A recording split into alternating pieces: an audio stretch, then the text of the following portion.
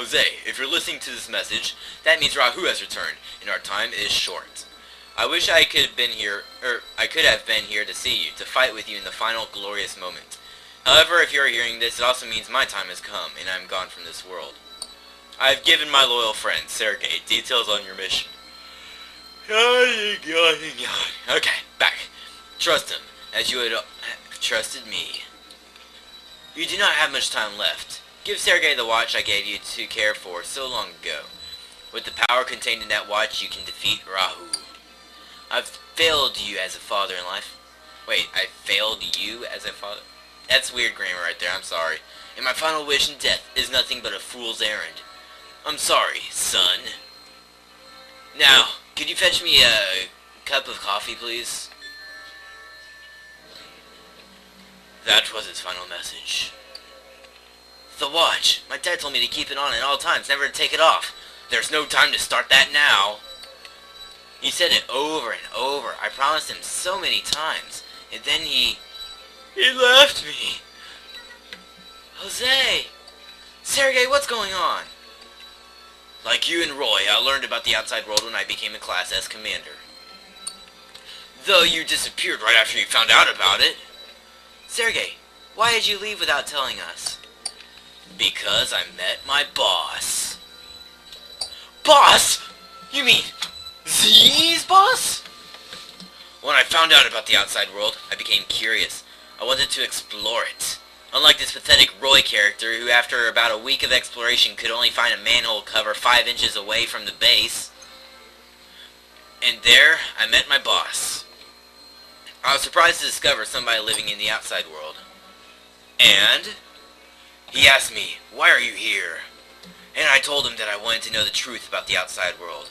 Then he asked, "Is there something you need to protect?" And I said yes. Marcia, my sister, you are the one I wanted to protect. Sergei. We spoke for some time, discussing life in our dome and outside. Finally he asked me, "Do you want to protect this world from annihilation?" Annihilation? Hello, the whole Rahu thing? What do you think, retard? Yes. I've come to admit I really didn't understand his question. But I could see in his eyes that he was very serious indeed. I stopped to think, and I said, yes. Then he replied, "As long as you remain in your world, you will never see the truth. The truth lies in darkness. If you discover an inconsistency with your perfectly ordered world, ordered world, where all things are controlled, anything that cannot be explained, come see me again, and I may be able to help you. Tell no one that we met. Tell no one that we have discussed."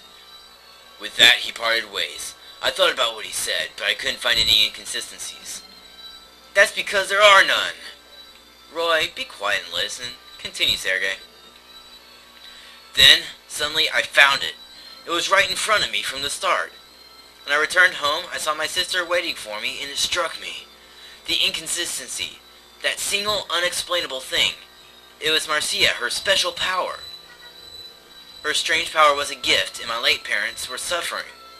Sergei! I'm going to repeat this 5 times over before you finish your story, you know.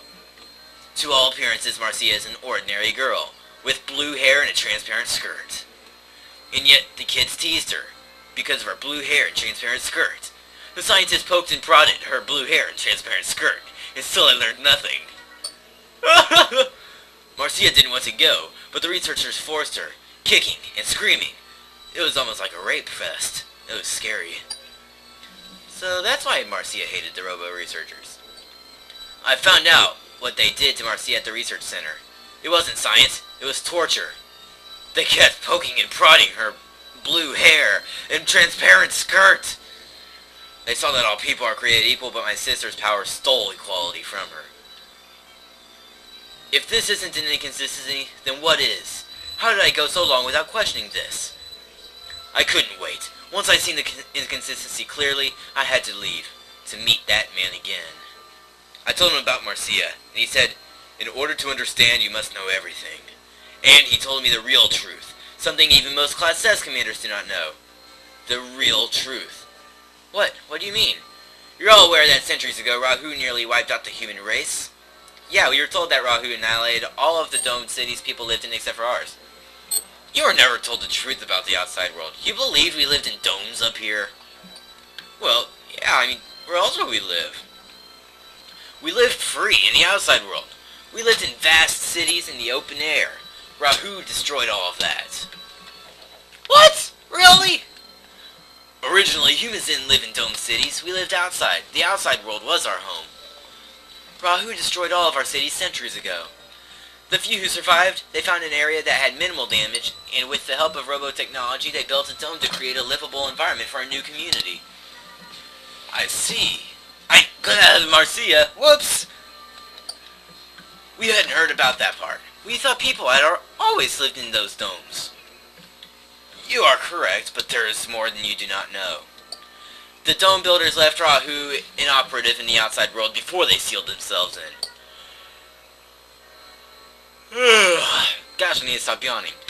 Sergei, it sounds like you're saying we deliberately chose to live in a cage. Like animales. That is correct. The dome protected us, but also kept us trapped. Caged. Wait a sec, you said Rahu was inoperative. So how did we stop Rahu last time? Wait, data's been saved. Oh crap, that means something's going to go down. Rahu possessed no form of its own. It was more like a spirit than a living creature. What? No form? That doesn't make any sense. We saw it. It looked like a custom Robo. I'll explain that later. Let me continue, though. Originally, Rahu was invisible, formless but still physical, still capable of inflicting damage. We couldn't see it, but it was a real creature and evolved rapidly. Evolved? Not in the traditional sense, but yes, that is correct. Rahu has two fundamental behaviors. The first is to acquire new targets, in this case, us. Once it identifies its prey, Rahu destroys it swiftly and utterly. It appropriates any useful abilities its victims possess, anything it has not encountered before. Then, like a chrysalis, it goes dormant, awakens with new skills, and continues its hunt. Metamorphosis. I guess it really is evolving. So what you're saying is, it targets a creature with abilities it doesn't have and steals them. Then it turns into a pupa, rests for a bit, and changes into an even scarier monster. Yep, that's about the size of it. That's just a secondary behavior, though. Its primary function is to annihilate every living thing. So it's invisible. It can learn to do everything we can do, and all it wants to kill, or everything. Right. So what can we do? I mean, other than just roll over and die. How did they stop it hundreds of years ago when it was running amok? Custom Robos. It was because of Custom Robos that they were able to defeat Rahu. Custom Robos? Yes, back then Custom Robos were nothing but children's toys like robotic action figures. It was a children's card game. It may sound strange, but even now there is much we do not know about Custom Robos. Rahu's destructive rampage was at its peak, and we were all but extinct, when suddenly Rahu targeted a young child's Robo toy. Then something inexplicable happened. Rahu merged with the Robo, melded itself with it. That's weird. Why did it do that? I'm not sure. Some people think there's a connection between Rahu and the custom Robo. It almost sounds like Rahu did a dive into that custom Robo and, I don't know, got stuck or something. And that's why Rahu looks the way it does now. That's why we can even see it in the first place. That is correct. Now that our enemy was visible, we had a chance to fight back, and we seized it. The government remodeled the custom Robos as weapons to battle Rahu's new Robo form. Finally, after many grueling battles, we defeated Rahu. Actually, let me correct myself. We did defeat it, but we were able to trigger its dormant cycle. The dormant Rahu had no new information to assimilate, and so it didn't evolve and didn't awaken. We couldn't destroy Rahu, though. Instead, we bought ourselves some time. So that's the rest of the story we didn't know. But wait, don't you think that's a little funny? Rahu was capable of destroying the entire world, and we stopped it with a child's toy? It's Yu-Gi-Oh, people! I know what you're thinking. Rahu couldn't be stopped simply with the custom Robos. There was something else, a device designed to stop Rahu by targeting his Robo systems. A device? Sergei, why should we trust you? You're a member of the Sea Syndicate now, and a traitor. Even if you're telling the truth, why does it matter? What's your point? You're right, it doesn't matter. Let me ask you, Roy, when did you first find out about Rahu's attacks? Well, why are you suddenly... I first learned the truth when I became a Class S commander. How about you, Captain Mira? It was the same. I didn't know a thing until I was promoted. Don't you think that's odd? What? This is the single most significant and traumatic event in human history, and nobody knows.